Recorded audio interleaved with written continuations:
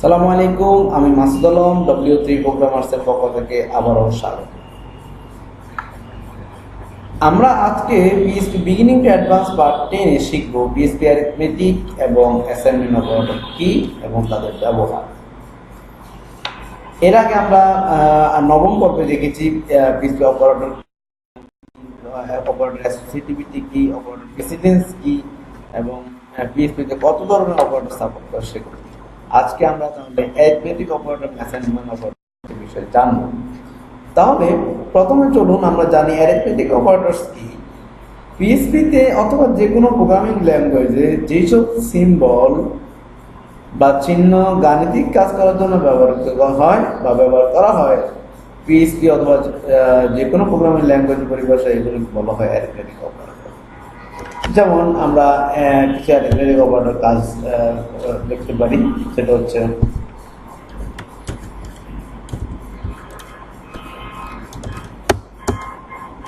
$, equal 4, 5 plus 8, that means 13 আসবে আমাদের। এটা হচ্ছে এডিশন প্লাস একটা অ্যারিথমেটিক অপারেটর। আবার আমরা করতে পারি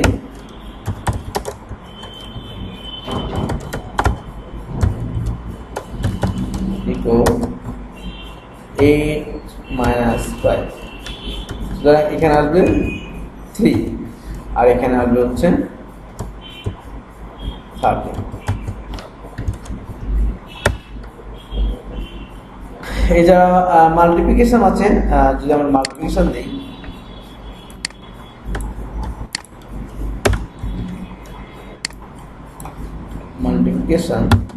তাহলে এখানে আসবে 40। একইভাবে ডিভিশন,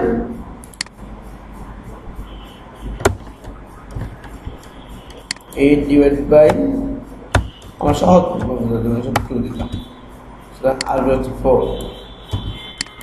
এরপরে হচ্ছে মডুলাস,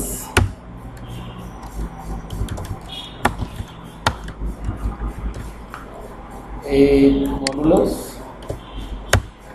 5, তাহলে থাকে 3।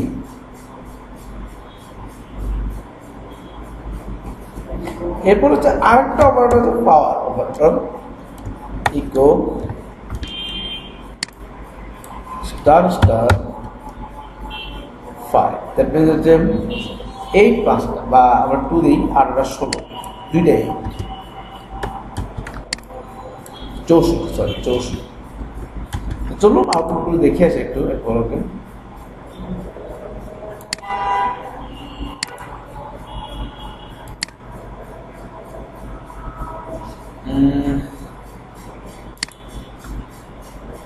these operators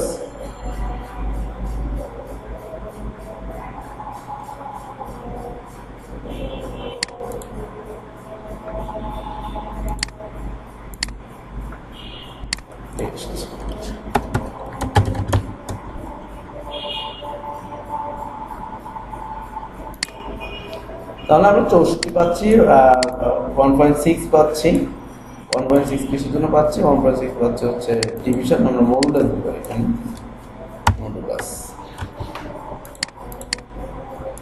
তাহলে পাচ্ছি 3, 4, 48। তাহলে আমরা জানলাম অ্যারিথমেটিক অপারেটর কি কি। অ্যারিথমেটিক অপারেটর গুলো হচ্ছে plus, minus, multiplication, division, percentage, পাওয়ার।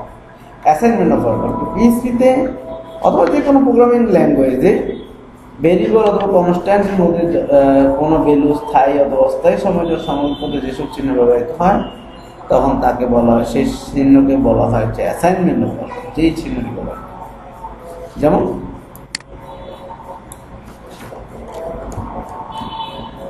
তো C হচ্ছে 5 প্লাস, এই 5 প্লাস 3 অ্যারিথমেটিক অপারেশন করে C তে অ্যাসাইন করা হয়েছে।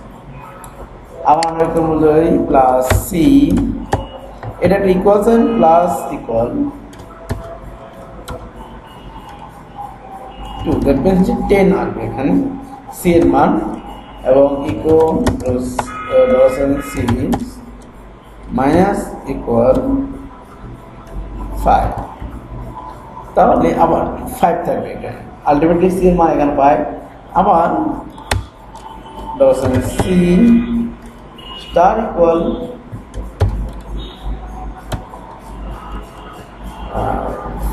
থ্রি, হচ্ছে 15 আর কি। এরপরে হচ্ছে ডিভিশন ইকুয়াল, তাহলে C star equal division equal 5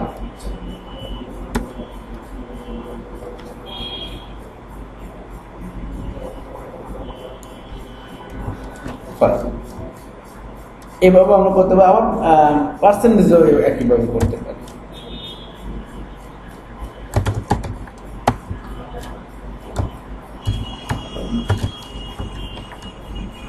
হ্যাঁ, এখানে সিতে না রেখে আমরা সরাসরি ইকুয়াল দিতে পারি। তো সরি সি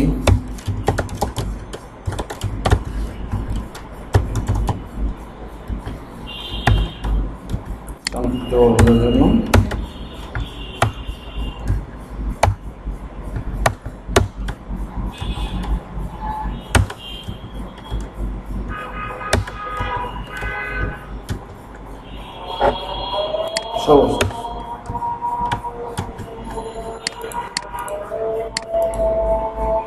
তাহলে প্রথমবার হচ্ছে 8 10 5 15 3 1 কেমন 1 হচ্ছে মডুলাস করলে 1 থাকে। তাহলে আমরা যখন অ্যাসাইনমেন্ট অপারেটরের ব্যবহারগুলো সবগুলো অপারেটর সব হয়। এরপরে হচ্ছে কন্ডিশনাল অপারেটর। প্রশ্ন হচ্ছে কম্পারিজন অপারেটর। প্রশ্ন হচ্ছে কম্পারিজন অপারেটর পিএইচপিতে অথবা যে কোনো প্রোগ্রামিং ল্যাঙ্গুয়েজে আমরা যেসব সিম্বল দুইটি ভেরিয়েবল একটির সাথে আরেকটি কম্পেয়ার বা তুলনা করার জন্য ব্যবহার করবো, সেটাকে আমরা বলবো কম্পারিজন। তাহলে প্রিয় ভিউয়ার্স, আমরা এখন জানবো কম্পারিজন অপারেটর। কম্পারিজনের দুইটা ভেরিয়েবল অথবা ভ্যালুর সাথে কম্পেয়ার করার জন্য যে চিহ্ন ব্যবহৃত হয়, যেসব চিহ্ন ব্যবহৃত হয় সেটাকে বলা হয় কম্পারিজন অপারেটর। যেমন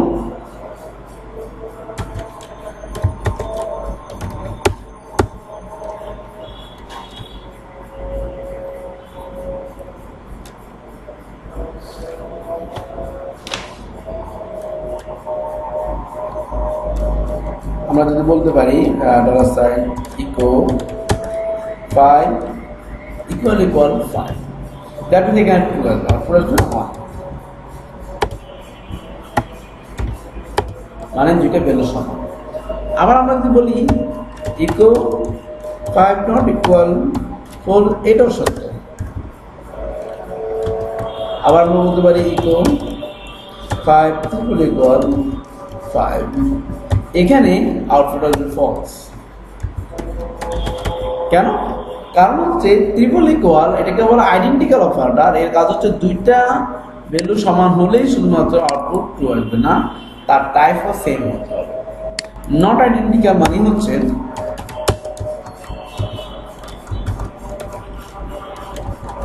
এখানে জিজ্ঞেস করতেছি আইডেন্টিক্যাল ভিউয়ে দেখি 5 এর সাথে আইডেন্টিক্যাল নয়, মানে data value same but type same no, yes, so output is 1.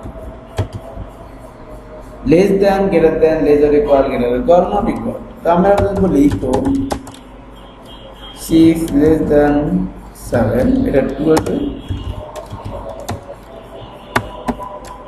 equal 7 greater than 3, এটা 2 আসবে। এরপর হচ্ছে 7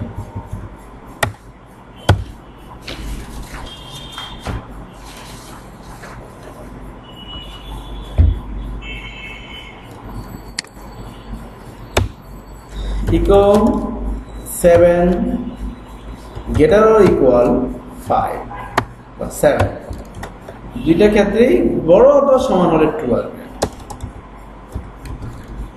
এরপর equal 7 less or equal 5 8, এটাও ট্রু আসবে। আরেকটা হচ্ছে equal 7 not equal 2, এটাও ট্রু আসবে। আর সর্বশেষ হচ্ছে স্পেসশিপ অপারেটর। এটা একটা ইন্টারেস্টিং অপারেটর, যেটা হচ্ছে echo file receive operator file. লক্ষ্য করুন এই একটা অপারেটর আপনি মোটামুটি সব কাজই করতে পারেন, উপরে সবগুলো অপারেটর ব্যবহার করতে পারেন। যেমন হচ্ছে 0 আসছে, মানে 0 যখন আসবে তখন নতুন দুইটা সমান, প্রথমটা যখন বড় আসবে 6 স্পেসিফিক অপারেটর তখন 1 আসবে। 1 আসে মানে প্রথমটা দ্বিতীয় অপারেটর, প্রথম অপারেটরটা দ্বিতীয় অপারেটর থেকে বড়। আর যখন 4 দিব তখন প্রথম অপারেটরটা দ্বিতীয় অপারেটর থেকে ছোট, এভাবে আউটপুট 1 আসবে। -1, তার মানে -1 হচ্ছে প্রথম অপারেন্ডটা দ্বিতীয় অপারেন্ড থেকে ছোট, 1 মানে প্রথম অপারেন্ডটা দ্বিতীয় অপারেন্ড থেকে বড়, 0 মানে বোথ অপারেন্ড সমান। এই জন্য আমাদের মোটামুটি কম্পারিজন অপারেটর। আর একটা অপারেটর আজকে বলবো, সেটা হচ্ছে স্ট্রিং অপারেটর, মানে দুইটি স্ট্রিং এর মধ্যে জোড়া লাগানোর যে কাজটি ব্যবহৃত হয় সেটা স্ট্রিং অপারেটর। সেটা কেমন দেখতে? ডট কনক্যাটেনেশন আমরা বলে থাকি, ইকো হ্যালো ডট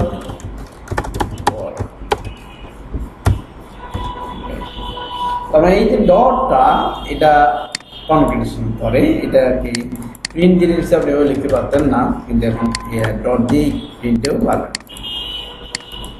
হ্যালো আর কনক্যাটেনেশন করলাম। আবার এটাতে আমার একটা ভেরিয়েবল থাকতো কোনো কিছু, a ইকুয়াল টু হচ্ছে hello a dot equal to হচ্ছে